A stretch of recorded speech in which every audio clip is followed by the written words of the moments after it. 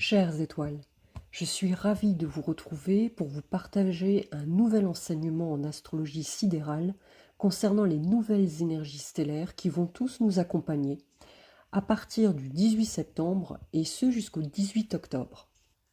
Les énergies solaires liées à la constellation Léo vont laisser la place aux énergies mercuriennes liées à la constellation Virgo, associées donc au signe de la Vierge. Vous constaterez que c'est l'unique constellation du zodiaque reliée au féminin, et non à des animaux. Durant des siècles, voire des millénaires, nos ancêtres priaient les déesses, celles qui donnaient la vie et nourrissaient les hommes. Si vous suivez déjà ma page, vous avez déjà donc pu entendre les énergies mercuriennes qui étaient distillées par le signe des Gémeaux. C'est en fait le premier signe lié à l'élément air. Mais ici, ces énergies mercuriennes révèlent d'autres attributs, c'est-à-dire lorsqu'elles sont reliées à la Vierge, qui est ici le deuxième signe de terre après celui des Taureaux. Rappelons que la planète Mercure n'est jamais très éloignée du Soleil. Elle est dite neutre, car elle a la particularité de se teinter, de se fondre dans les attributs des planètes qui sont conjointes à elle. Elle se fond donc littéralement dans ces énergies.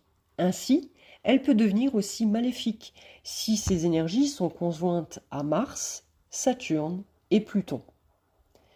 De polarité féminine, de mode mutable, donc double, ce qui la prédispose à vivre le changement dans sa vie, le tempérament terre, donc nerveux lié au signe de la Vierge, lui confère de ne jamais aller ou prendre des décisions dans la précipitation. Elle fait preuve de prudence, possède ce côté introspectif et réfléchi, tout en se montrant méfiante aussi, gardant ses distances pour faire preuve de plus de discernement utile pour les actions qu'elle mènera. Ne la poussez surtout pas à bout, car elle pourra se braquer et cela la poussera à se retrancher. Elle déteste une chose, être prise au dépourvu. C'est pourquoi elle cherchera toujours à contrôler ses émotions afin de ne pas être envahie par elles. Il est important de comprendre que les expériences du passé sont fortement assimilées et lentement par les natifs marqués par ce signe de terre, qui laisse donc de profondes et douloureuses blessures en eux. Extérieurement, ces natifs ne le montrent pas et s'avèrent être toujours en constante activité, en mouvement, surtout sur le plan intellectuel, qui ne se repose jamais. C'est pourquoi le stress est l'un des pires ennemis pour ces natifs de la Vierge. Ils ont en fait peur de perdre ce contrôle et peuvent rapidement broyer du noir s'ils ne font attention à leur santé mentale. Pour ne pas entrer dans ce côté anxieux et y rester, je leur conseille de pratiquer des techniques méditatives ou même respiratoires afin de privilégier et savourer l'instant présent. Le premier signe de terre, le bon vivant qu'est le taureau, pourra les y aider, tout comme également le signe opposé des poissons, qui leur apprendra que nous faisons partie d'un tout et que nous sommes régis par nos émotions qui nous permettent justement de nous connecter avec le divin en soi. Le signe de la Vierge a un esprit cartésien, scientifique et a besoin de rationalité dans sa vie, de preuves tangibles sur lesquelles il pourra s'appuyer. Pour se sentir bien, le natif a besoin de sécurité matérielle, mais surtout de temps. À l'instar du signe du lion, qui est le signe de la puissance manifestée, donc cristallisée de l'ego, la Vierge, quant à elle, est le signe de l'introspection. Ici, c'est à partir d'elle que l'ego cristallisé dans la conscience du moi en lion va commencer sa transformation. Le natif de la Vierge entre en lui-même, s'interroge, analyse, décortique l'information reçue, s'efface, car ce signe plus qu'un autre aime être au service des autres. Le natif souhaite avant tout se consacrer à autre chose que lui-même et donc propose naturellement ses dons et ses talents, voire même son expertise aux autres. La Vierge est en analogie avec la maison 6 dans le zodiaque, associée donc au devoir, au service, au travail quotidien afin de subvenir à ses besoins, mais aussi associée à la santé.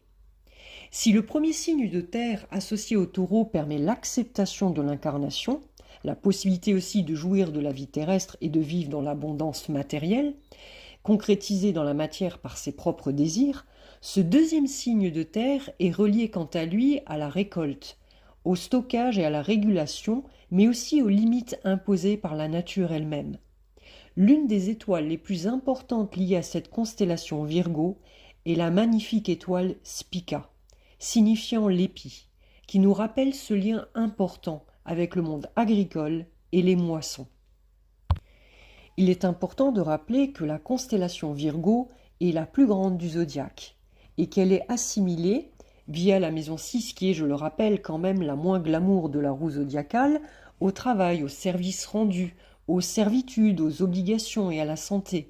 Souvent, les natifs, en début de vie, souhaiteront trouver un travail qui leur permettra de gagner beaucoup d'argent afin de se mettre à l'abri et de subvenir à leurs besoins. Ils doivent alors se méfier de ne pas tomber dans la servitude dans leur activité, car cela pourra les desservir sur le plan de la santé.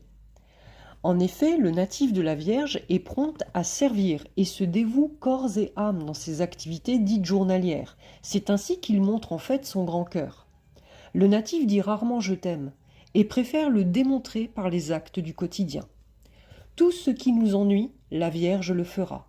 Classement, planification, organisation, tâches diverses et récurrentes de la vie quotidienne, tout comme la gestion des repas qui lui tient à cœur, car ce signe est relié à la diète, au jeûne, aux purges du corps pour être en bonne santé. Elle, mieux que quiconque, sait que le stress peut l'embarrasser sur le plan intestinal. Il est important pour les natifs de la Vierge de bien équilibrer leurs émotions et leur mental. Elle est aussi liée au monde médical. On y retrouve souvent des infirmiers, des thérapeutes ou praticiens qui se consacrent aux autres dans leur relation d'aide à la personne.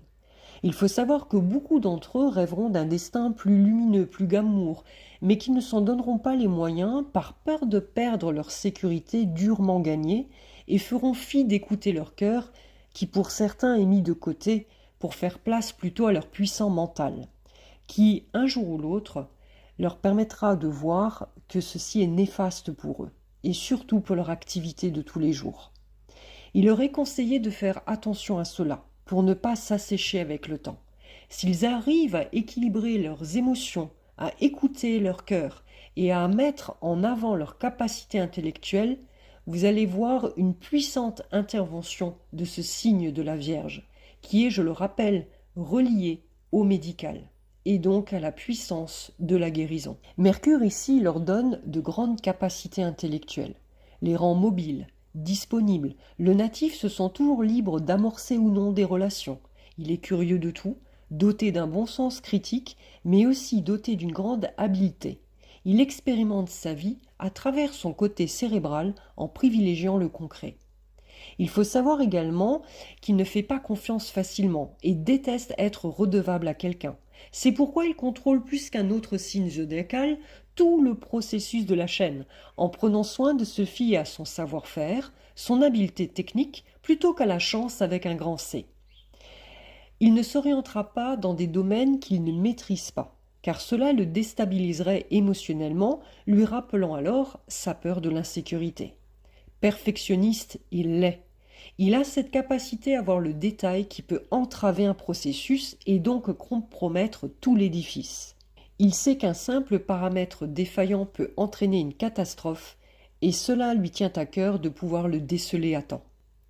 Ce sont néanmoins de très bons bras droits. N'oublions pas que l'ego n'a pas sa place dans ce signe.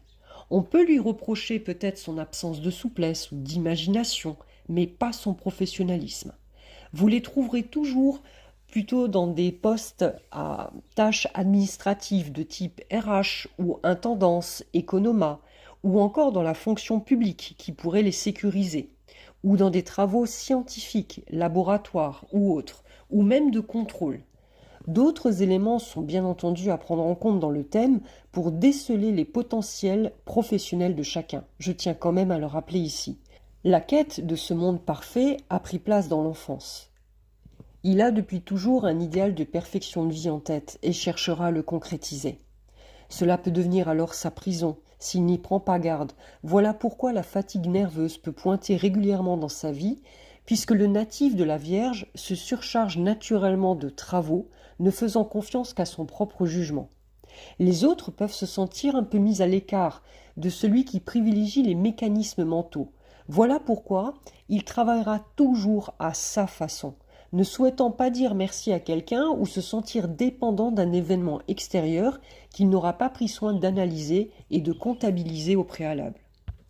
Sa force d'anticipation, c'est cela en fait, ce dont il est capable.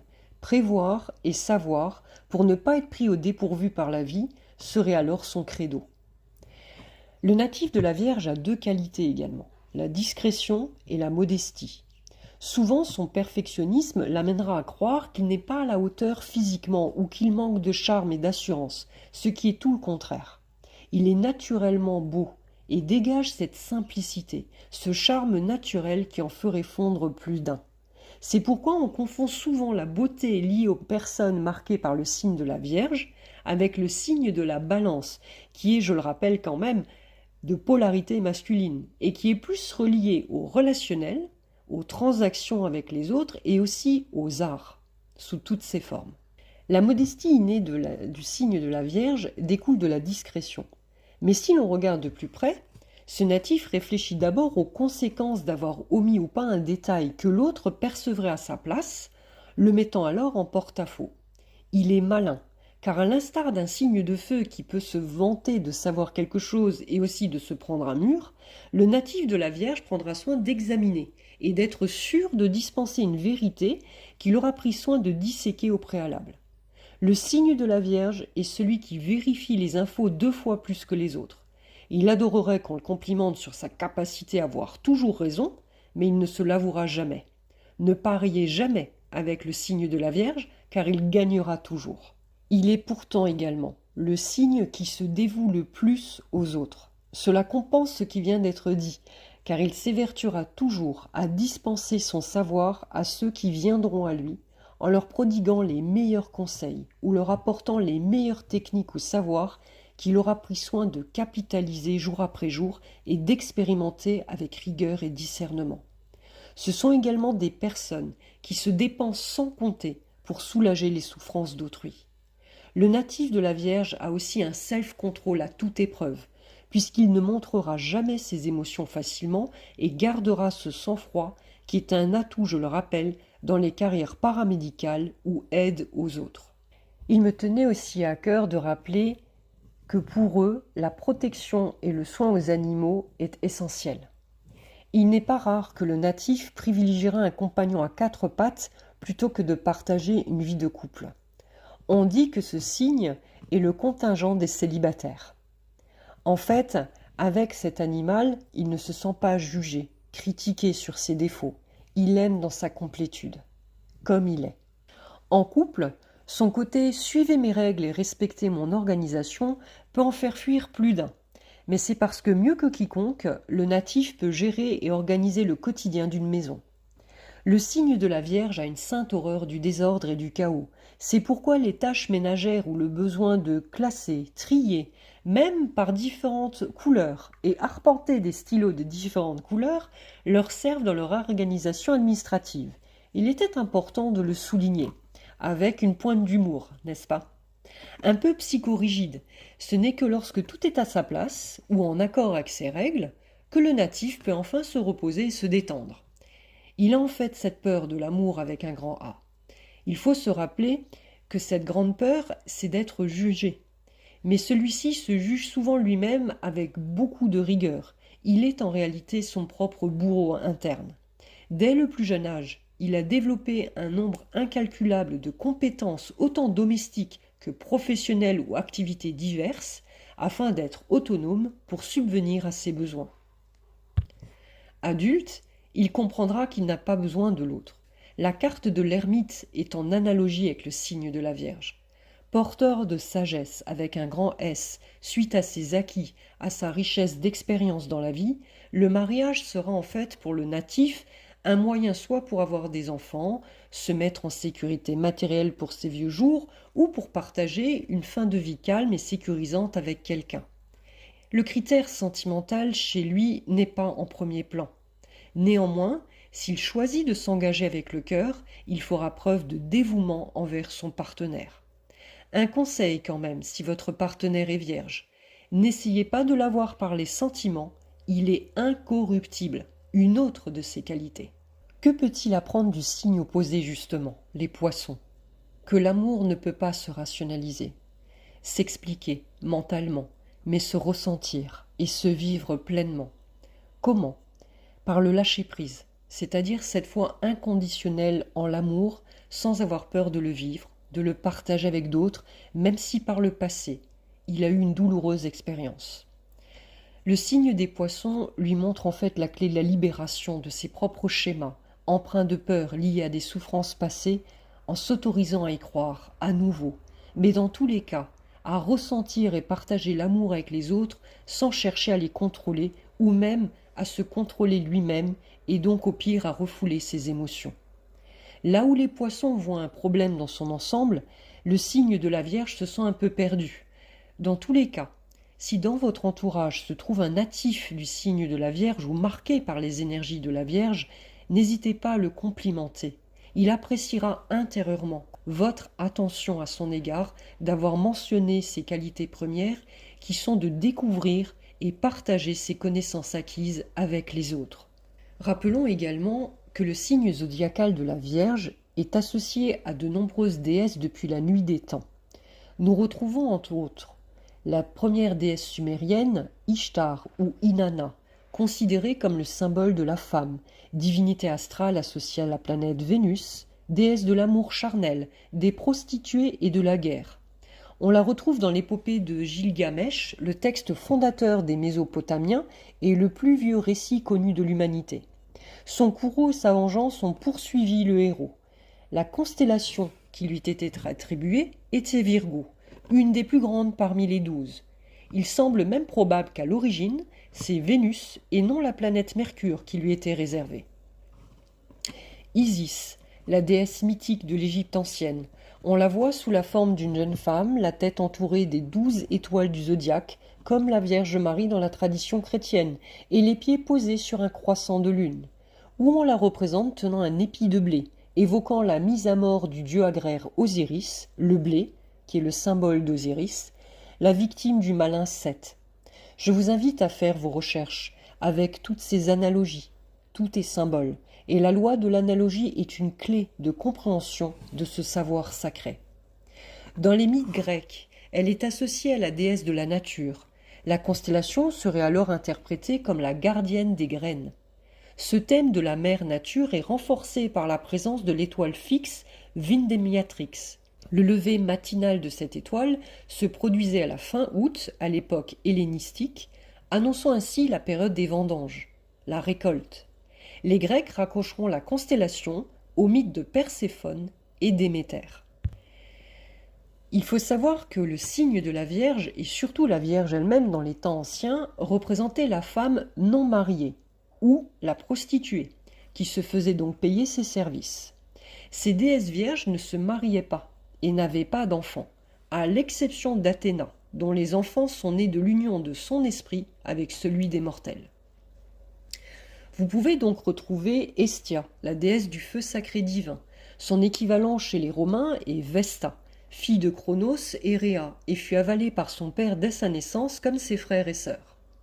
Artémis, déesse de la chasse et des animaux sauvages, qui est Diane en fait chez les Romains, et Arytimie chez les Étrusques, mais qui est aussi la sœur jumelle d'Apollon, d'où sa très grande beauté et son charisme entre autres. Athéna, déesse de la guerre pour préserver la cité, de la sagesse et patronne des artisans. Le lien avec Mercure enfin, l'Hermès grec, fils de Zeus, maître de l'Olympe et de l'espace, et de la Maya, qui est l'illusion. Mercure vient du latin Mercurius, il est le dieu du commerce, des voyages et des voleurs. C'est la divinité messagère disposant de précieux conseils et en lien, à nouveau, avec le domaine médical. Il est important de souligner que l'astrologie ne se limite pas à la position du soleil dans un signe loin de là. C'est bel et bien un art sacré. Et il est important de tenir compte de l'ensemble des données stellaires transmises par la signature énergétique de la personne, jour, mois, heure et ville de naissance, pour établir un thème astrologique natal complet qui, à chaque fois, révélera l'authenticité, l'unicité et donc la singularité de chacun dans toute sa complétude.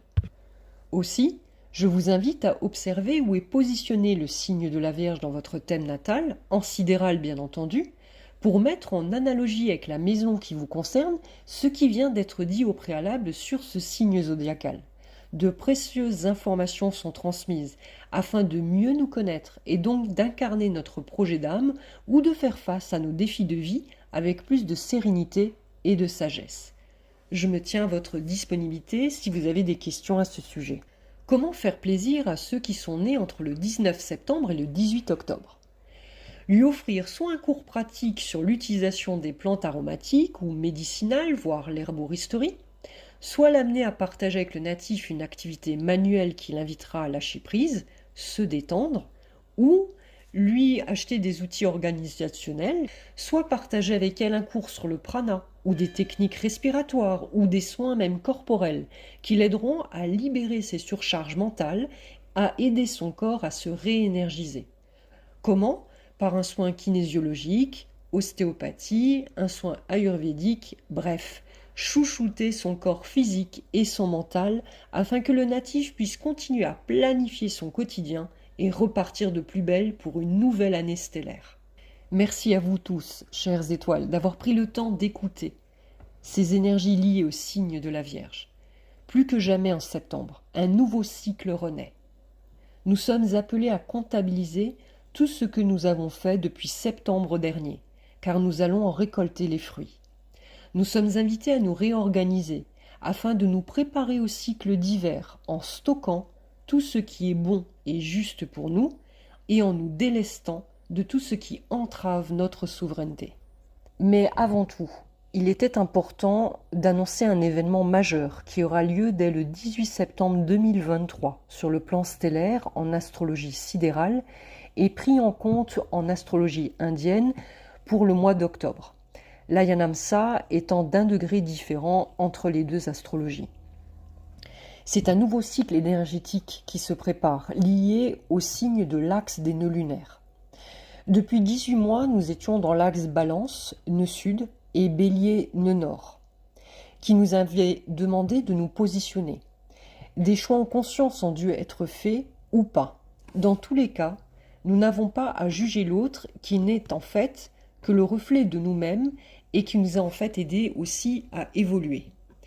Nous allons changer radicalement d'énergie pour les 18 mois à venir en étant justement amenés à ressentir l'un des plus puissants axes énergétiques qui est justement lié à l'axe Vierge qui sera notre nœud sud et Poisson notre nœud nord. Petit aparté. Les nœuds lunaires en astrologie sidérale et indienne sont associés au karma, donc nous sommes tous concernés. Avec ce nouvel axe, notre besoin de contrôle sur certaines choses matérielles, nos peurs ancestrales liées au manque de ressources remonteront et assailleront notre mental. Notre intellect qui s'accrochera ou pas à des croyances limitantes, mais aussi tout ce qui touche les savoirs scientifiques ou techniques au service des autres, donc sur le plan médical, pourront être fortement appelés à mourir pour renaître, à nous demander à s'ouvrir à plus de profondeur, à se soigner différemment, ou plutôt même se nourrir autrement, à nous demander d'élargir notre conscience et d'aider l'autre sans jugement, ni attendre de la reconnaissance de sa part lorsque nous lui venons en aide. Des questions fondamentales, comme quel est notre socle sur lequel nous nous appuyons pour avancer dans cette incarnation? De quoi nous nourrissons-nous tous les jours? Qu'est-ce que l'amour du divin? Qu'est-ce que le sacrifice ou encore la dévotion? Quelle place tient la matière dans notre vie? Qu'est-ce que le service pour nous? L'aide aux autres? Car oui, le nœud sud en Vierge sera amené à être coupé, mourir, se transformer, tandis que le nœud nord en Poisson pourra amener une élévation de conscience certes, mais dans son côté extrême, voir émerger des gourous qui, au lieu de partager ce savoir sacré qu'est le divin en soi, et qu'il se doit d'être nourri chaque jour humblement, il se prévaudra comme détenteur de vérité afin d'illusionner le plus grand nombre, d'adhérer à sa cause, afin soi-disant de permettre de sauver son âme. Attention, faites preuve de discernement. Choisir d'adhérer ou pas à des techniques ou des savoirs avancés, pour en fait nous éloigner un peu plus du cœur, car ne prenant pas du tout en compte le désir de chacun pour se soigner, mais plutôt pour sauver une poignée de l'humanité. Rappelez-vous, nous vivons tous un cycle qui se répète inlassablement, mais où nous pouvons choisir d'accepter de suivre ou pas les règles à chaque réincarnation. Essayez tant que faire se peut de privilégier la simplicité, l'humilité, la sagesse dans tout ce que vous faites, même sur le plan alimentaire, et de purger ce qui doit être. Nous ne sommes que de passage sur terre, nous n'emmènerons rien avec nous dans ce monde non manifesté. Mais si nous pouvons quitter ce monde en ayant posé un seul acte d'amour, alors l'acte posé avec bienveillance et humilité prendra alors tout son sens pour notre humanité.